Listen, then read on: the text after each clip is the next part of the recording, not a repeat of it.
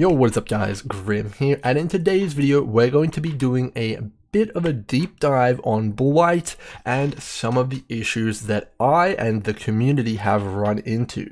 So I think videos like this are super important for getting awareness out there about some of the issues that are currently in the league, and hopefully we as a community can come up with some ideas that might be able to solve them and communicate everything that we're looking for to GGG.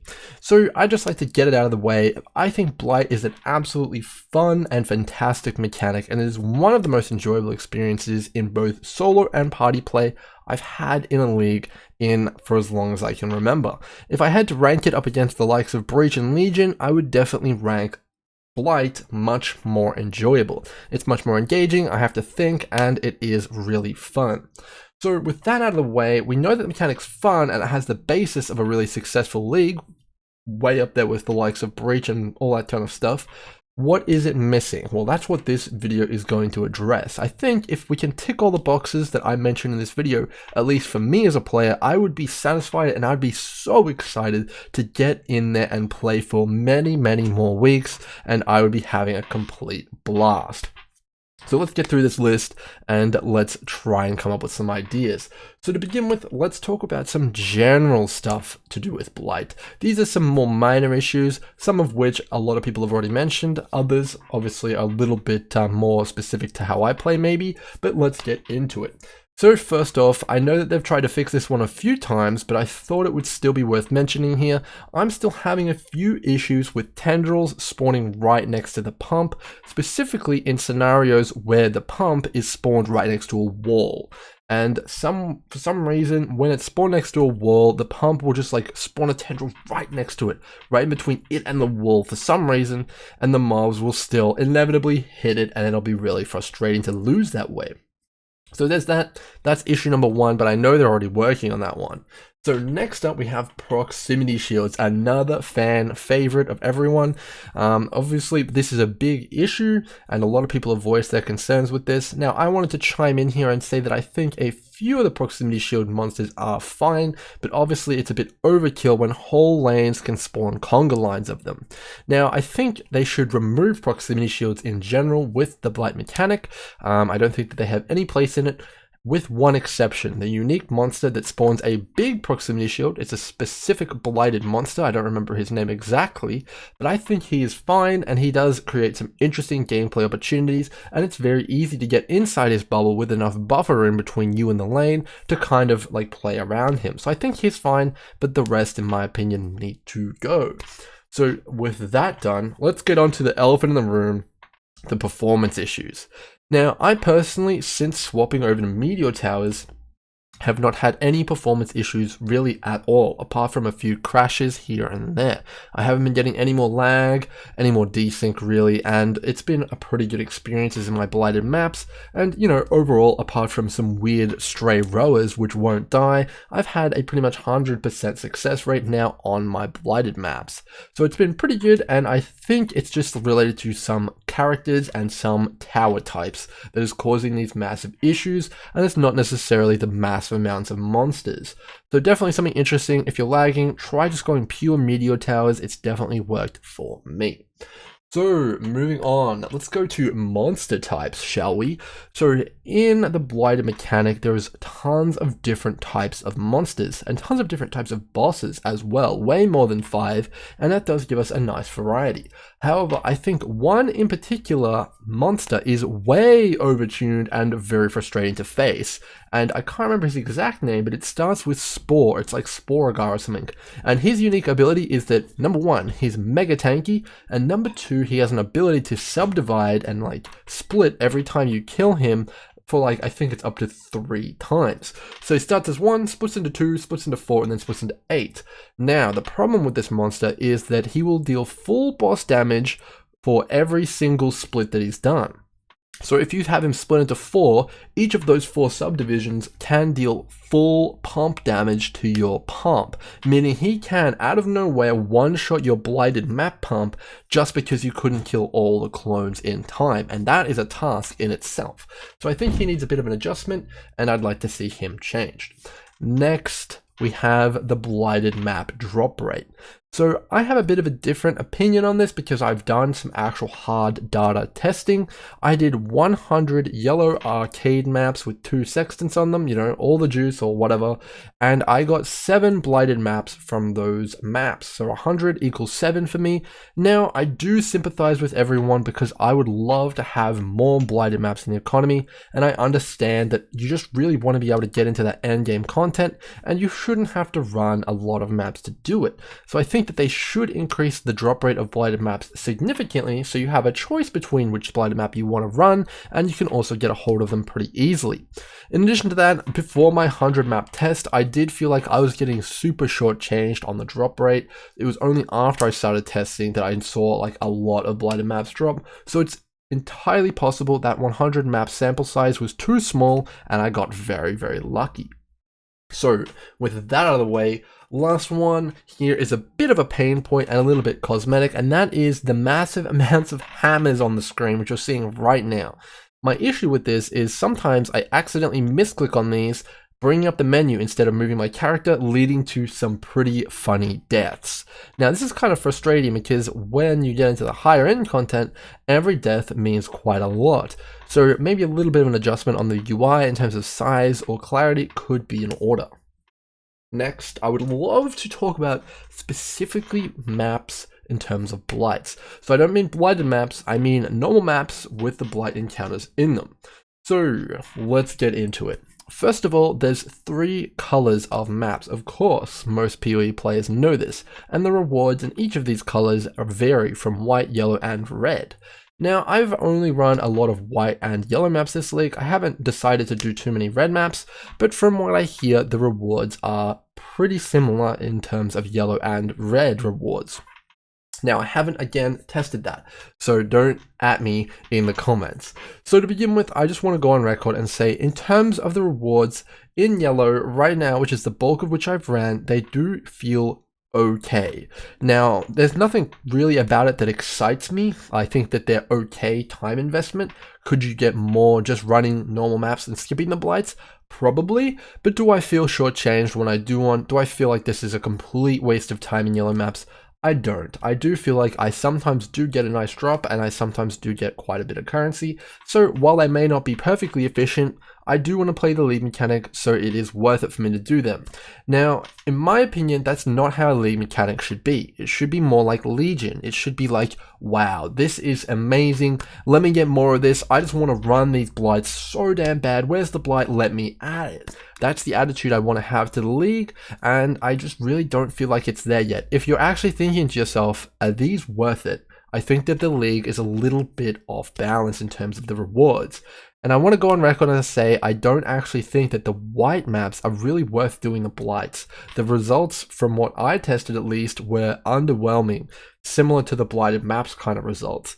I wasn't getting a lot of oils, I wasn't getting a lot of blighted maps, and I wasn't getting a lot of really anything. So definitely underwhelming for the time investment. And it does take about a minute, which a lot of higher tier characters can clear a whole map in a minute. So definitely a little bit of an adjustment hopefully there. We could either see an increase in average tendrils per blight, maybe bump it up by 1 or 2 per tier, or maybe you could just increase the speed at which you could do them. Maybe the monsters come out quicker, maybe you can augment the fast forward button to allow like higher characters to kind of clear them a little bit faster, meaning rewards are better for the time invested. There's a lot of different ways you could go about this. You could even just increase the rewards themselves. So definitely a lot of axes to modify there for the GGG team, lots of knobs to turn, but we do need to see an increase in loot, in my opinion, to make it a really exciting mechanic to do and make it feel like it's really part of the map that you want to be doing. So that's the rewards for in-maps. Now let's talk about the issue with scaling. So in Path of Exile, you've traditionally been able to feel more powerful and feel like you can acquire more items quickly, be like killing monsters faster, but Blight, similar to some other leagues like Breach, which is traditionally very frustrating for a lot of high geared players, is a bit of a bottleneck on that. as opposed to Legion, which allowed you to kind of kill, clear, and be done with it as fast as your character was powerful. I do think a similar system would work pretty well with Blight, again, by maybe augmenting that fast forward button, allowing you to increase the difficulty and velocity that monsters come at you, which would lead to some pretty insane and fun gameplay. So that's one suggestion I have for that, and I think that that would fix the overall sluggish feel of Blight in maps, giving the ability to the player to really just juice it up or slow it down as much as they want. So that'd be big for me, and I would really enjoy that. So next, I have one final point here, and that is to please apply a hotkey to the skip button. Allow me to bind that thing, especially if you're adding in some additional functionality to it to allow more tendrils to spawn quickly or something like that. Please, please let us bind it. Clicking down there on the button is really annoying every single map. It's like an additional kind of maintenance thing you have to do, and it would be great if we could just bind that. So those are all my actual issues with Blight. I think a good amount of oils drop. Obviously we need a few more blighted maps, and I think that everything else is pretty good. The reward structure is good, there's just not enough of them. So that's all for blighted maps. Let's continue on to the actual Blight endgame map encounters. So we're talking about the actual infected maps that you're seeing in the background here. I have quite a bit to say about this one, and it will probably be a little bit longer than that section. So to begin with, the loot. The loot is absolutely toilet level. It's complete garbage. Like really, really, really bad. I can't emphasize how bad it really is. Definitely underwhelming is an understatement. So with that out of the way, that obviously needs to be fixed. I have a few ideas about how they could do this while making it exciting. But yeah, there's an underlying problem here, and it needs to be solved. And it will be solved, I imagine, by GGG. So with that gone, let's move on. So again, we're seeing a little bit of an issue here with the Blight, and that is no matter how powerful your character is, you don't feel like you can progress the encounter faster. You don't feel like you can be better than anybody else, even though you have a more powerful character. And you might think this is just oh, he has all his mirrors and he can't do it faster. But it does kind of propose a little bit of a problem, because what's the point in playing if you can't do the lead mechanic better the stronger you get? Once you hit red maps and you can do it, there's no way to do it better. So that's definitely a bit of a downside. Even in things obviously Breach, all that kind of stuff, you could eventually kill the Chayula and all that stuff faster, but it just doesn't feel like the case in this situation. And I would love to see them give an ability to either scale up the difficulty or improve the velocity of the encounter coming at you. And that'll segue great into my next point, and that is that oils do not feel impactful whatsoever on the blighted maps. Now, when I first heard about the league and I heard about all the mechanics, the one thing that excited me more than anything was the oils on blighted maps.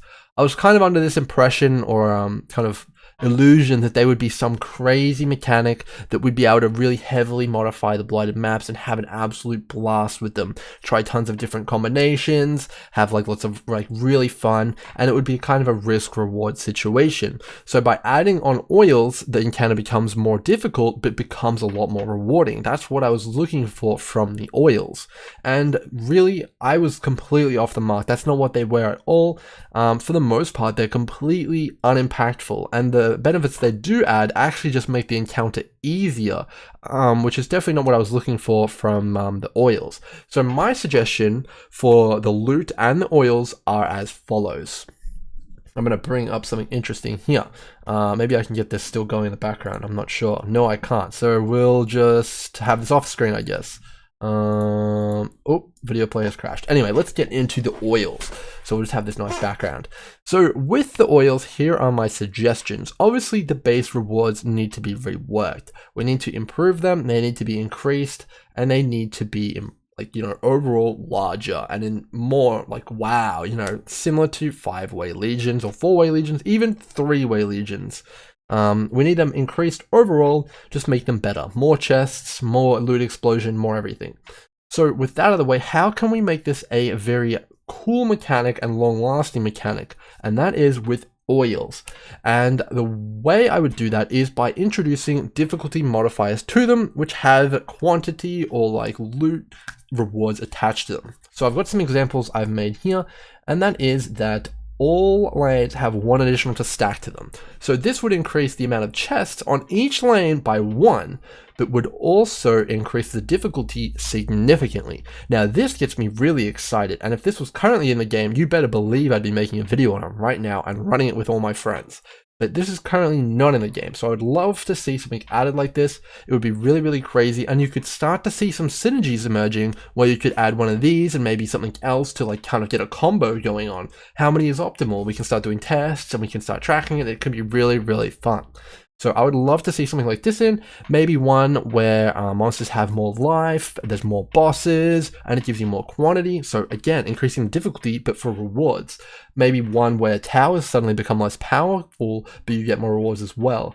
And I had an idea which I think would be an absolute blast, and that is to have an endless event, obviously not spawning like infinite monsters, but just something where you could get in there for a longer period of time than 5 minutes and really test your metal. Kind of like how Delve tests your character infinitely, maybe this could test your character for like, I don't know, some amount of time, and it could be really, really fun. Getting in there with some friends, maybe spending 20 minutes in an insane blighted map to get really rewarded sounds like an absolute blast.